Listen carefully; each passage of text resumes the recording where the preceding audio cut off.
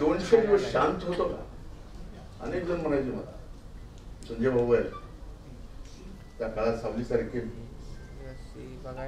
बोलत का नाही, काहीच खरं नाही, काही उठून आरोप बोलत का नाही. म्हणलं ज्याला ज्याला जे जे बोलायचंय ते बोलूया, मी बोलणार नाही. जे जे काढायचं काढू द्या, मी त्याच्यावर स्पष्टीकरण देणार नाही. मीडियावाले माझे मित्र सुद्धा मला म्हणले की हे काय चाललंय, तू का प्रतिक्रिया देत नाहीस? म्हणलं जी क्रिया मी केलेलीच नाही त्याची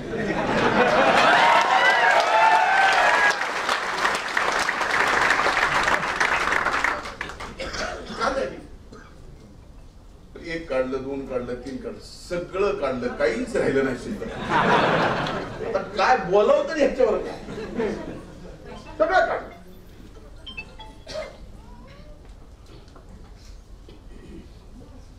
पण काढून काढून दम त्यांचा निघाला. मी मात्र हे सगळं का काढलं?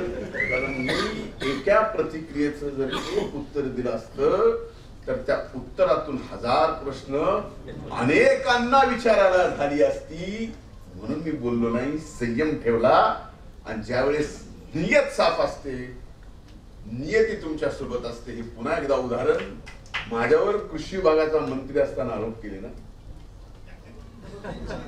याव केलं मी, त्याव केलं मी, अरे मी नाही,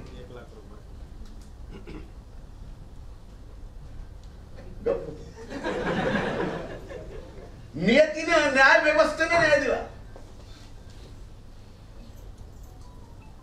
आणि ज्यांनी कटकारस्थान माझ्या विरोधात केलं त्याच्या विरोधातच ₹1,00,000 दंड. सत्य परेशान हो सकता है, पराजित नहीं.